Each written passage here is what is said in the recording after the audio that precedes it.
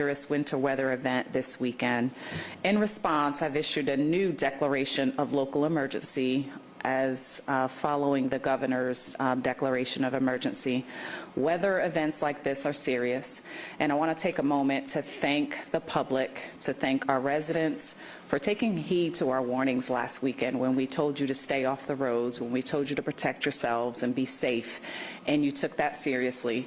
And it allowed our crews, our first responders, our frontline workers to be responsive to some of the treacherous scenarios in the community, to be able to respond to down pipes, to be able to respond to abandoned vehicles and keep the roadways clear. So I thank you again. I need you to bring that same energy this weekend and stay off the roads if you don't need to. So I'm going to lead with that statement. Stay off the roads if you don't need to travel anywhere. We're expecting extended sub-freezing temperatures and up to 6 inches of snow here in Gwinnett. And for comparison, the snow event last year that caused severe transportation issues was less than 2 inches. The cold temperatures mean that snow is expected to accumulate on roadways, and we could see extremely hazardous travel conditions tomorrow and throughout the weekend. These are risks we cannot take lightly, and I encourage everyone again, if you don't need to travel, please stay home and off the roads. I ask you not to put yourself at risk or getting into an accident or finding yourself stranded in freezing temperatures. So again, if you don't have to travel, please stay home and keep our roadways clear. Our emergency response teams will do everything they can to respond if you need help, but severe weather can impact our response times. If you need to use one of our 5 warming stations open across the county, we encourage you to come this evening before the weather moves in during the early morning hours. Our stations are open at 6 p.m. tonight and will remain open throughout the weekend. If you need more information about these locations, you can visit gwinnettcounty.com or call 770-822-8850. So again, that number is 770-822-8850. Your priority is keeping yourself and your family safe. If you're at home, please be mindful about using heating devices indoors. Never use appliances like outdoor space heaters, stoves, or grills inside your home. Also remember your pets. If it is cold outside for you, it is absolutely cold outside for your pets. So bring them indoors and make sure they have warm bedding and fresh water. Now is also a good time to make preparations for your home's pipes. With prolonged freezing temperatures, pipes are at greater risk for damage. And later you'll hear from Rebecca Shelton, who is with our Department of Water Resources, who will share more information about how you can protect your pipes at home. While you take these precautions, I want to assure you that our teams are mobilized and ready. This Emergency Operations Center will activate tonight and monitor this situation closely. Our public safety officials are prepared to respond as needed, and road crews are pre-treating the roads with brine and are prepared to address issues as they arise. And I want to share a final reminder to not call 911 for non-emergencies. Only use the 911 for emergency assistance. However, if you have a situation that is not a threat to life or safety, please call our non-emergency line at 770-513-5700 to keep our emergency lines free. You can also report non-emergencies by texting 470-636-9202. Our teams will also be monitoring social media for reports of non-emergency incidents.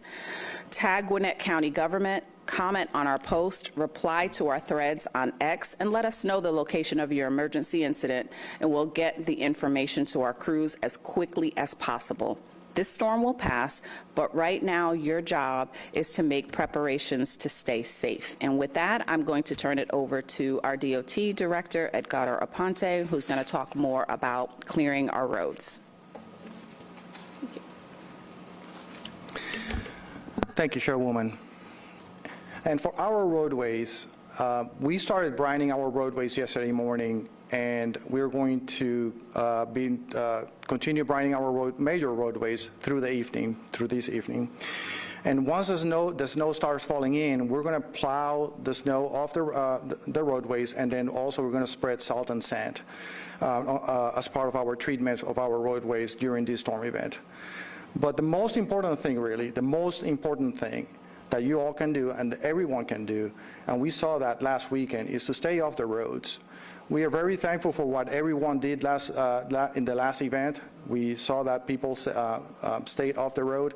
And for this event, we will appreciate that. We are emphasizing everybody to please stay off the roads. That's the best thing that everybody can do. And that by doing that, it would allow us and also our first responders to address any incidents that we encounter during the event. So, and with that, thank you very much. And with that, I want to turn it over to Chief J.D. McClure with our police department. Thank you. All right, good afternoon. In terms of the police department, I'd like to start with our first responders, and that's our 911 team. So Gwinnett County Police Department is the public safety answering point for 911 in Gwinnett. We will be fully staffed in our 911 center here at police headquarters. Our primary concern with 911 is obviously getting our employees to and from work. So we will address that by using officers who are out on patrol to help those employees get to work. In terms of our patrol officers and the responsibilities that we have for answering 911 calls, we will be using our administrative bureau to supplement the uniform patrol division. So that means that we'll be fully staffed. Those officers from the administrative bureau will also help handle 911 calls. And again, they will have the responsibility of getting our other critical employees to and from work. Here in the Emergency Operations Center, the Gwinnett County Police Department will also have a command level officer present at all times. We will be working alongside the Department of Water Resources, Department of Transportation, Parks and Recreation, and the goal really is just to have synergy in our response, right, as we manage this weather event. I want to echo what the chairwoman has said and what our DOT director has said. It is critically important that our residents stay off of the roadways if at all possible.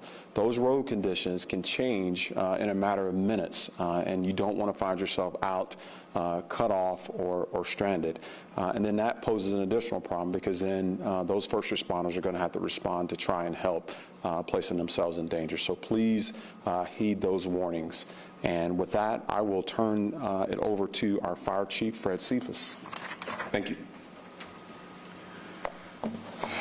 Thank you, Chief McClure. In preparation for this weather event, as far as staffing, we will be staffing the 911 Emergency Response Center in an effort to triage our calls because when we have an incident like this, our call volume increases. We will also be in the Emergency Operations Center collaborating with other departments in response to this weather event. We are standing up approximately 6 additional units and crews to respond to the extra call volume. We will also be standing up our fire war room during this operational period. And I again will encourage everybody to stay off the roadways for their protection and also for ours. We have equipped our vehicles with snow chains, and they have on-spot chains on all of our vehicles to make sure that we can get to any call we respond to. So please, if you don't have to travel, don't. However, we do understand some people do. Essential workers have to get to work. So if you do have to travel, please slow down. Please create some distance between you and the vehicle in front of you and take precautions of any ice that you may see on the roadway. I do want to advise our residents that during these type of times, our emergency responders on the ambulance have a challenge transporting patients to the hospital.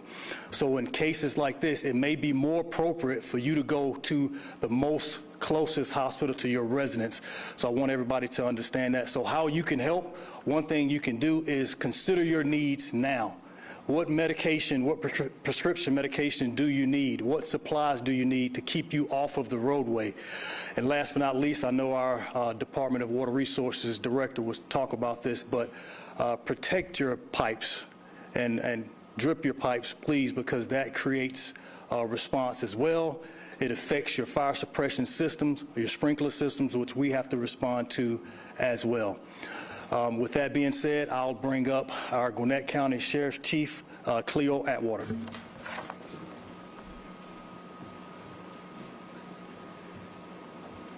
Good afternoon. The Sheriff's Office will be manning the warming stations throughout the county again in this weather event. It's important to note that help us accommodate you if you show up or find yourself in the need to come to the warming stations. If you have any medication, just echoing what Chief Cephas said, please pack that medication and bring it to the warming station. If you come to the warming station, or if you're a caregiver that is traveling with someone that needs to go to the warming station, please advise the county staff that's there or the deputy on scene if there's any special needs or accommodation for anyone that will be at the warming stations. During the weather event, depending on how the roadways will be, it may be an extended delay to get any resources into that facility. So again, I just want to reiterate, if you have medication and find the need to go to a warming station, please pack that with you. Special needs or considerations, as soon as you get there, please advise the sheriff deputy that is there. The sheriff's office is standing up its operations throughout the weekend. We will have additional personnel on staff if there's any support needed for county resources or any of the city municipalities. And with that, I will turn it over to Community Service Director Lindsay Joystad. Thank you, Chief.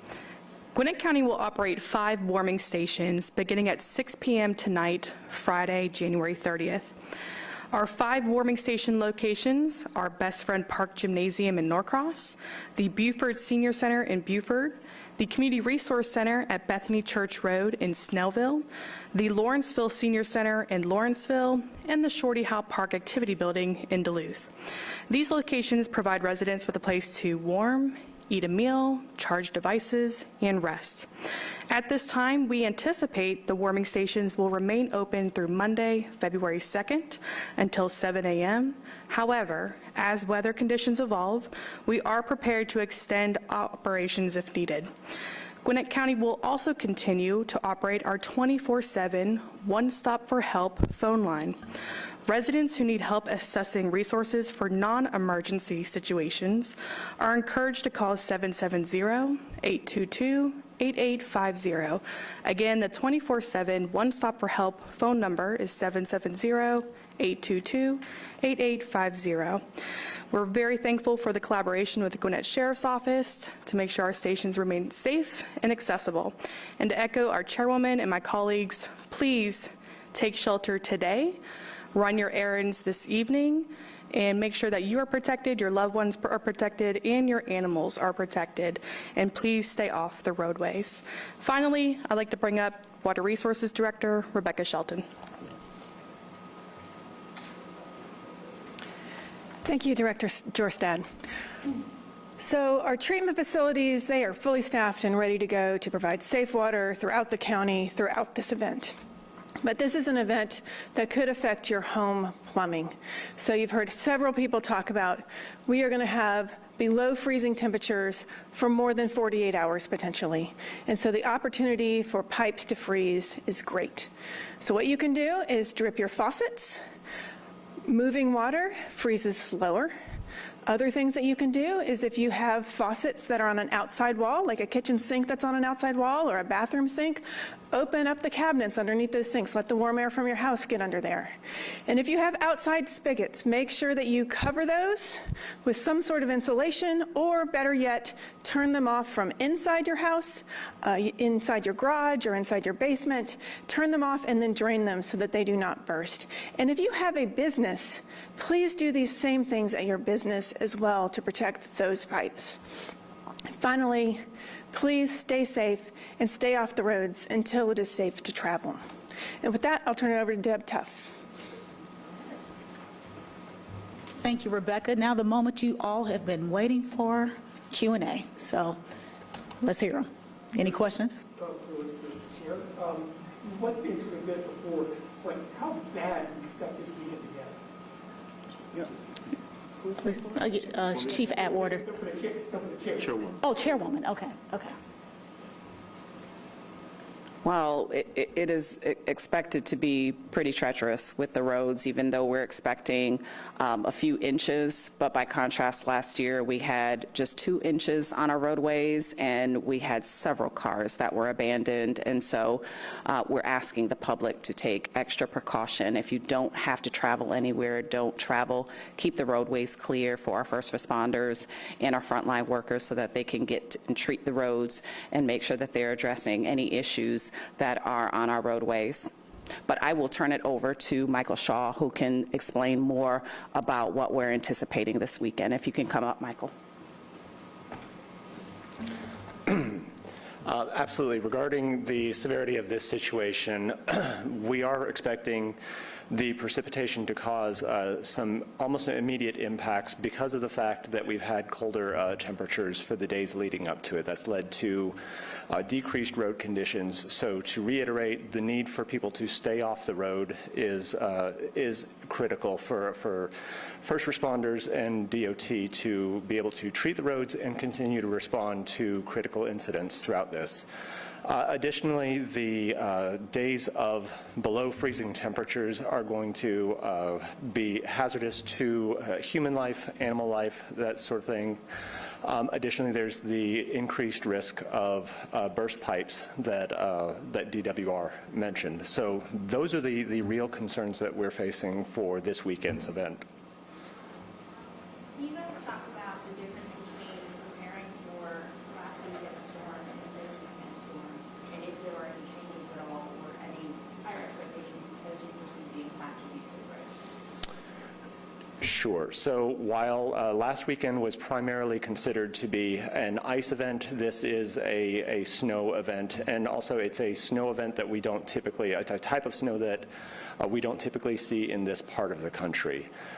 Like I'd mentioned, while there was a potential or the potential for a build-up period with the ice event last week, this one has the potential to have quicker impacts on road conditions, which is why DOT has been working so hard over the last few days to adequately prepare the roads, the main thoroughfares, as best as possible. Could you talk about the resources that were used in last week's storm and how you guys had to re-up on your supplies for this storm?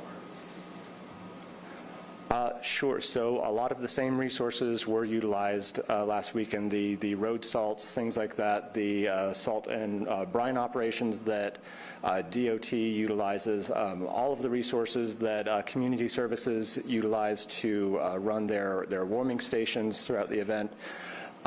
In some ways, there was a benefit that some of that stuff was pre-staged for utilization during this week.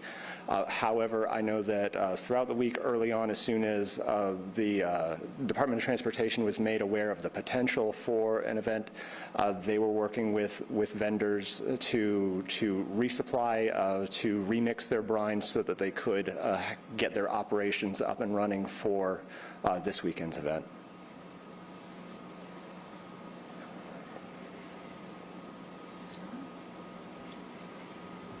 Well, with that said, we will close out the news conference. And again, any of these folks up here are available for one-on-ones. Thank you so much for coming. Thank you to our Facebook residents, our Facebook audience for watching. Have a pleasant evening and stay safe.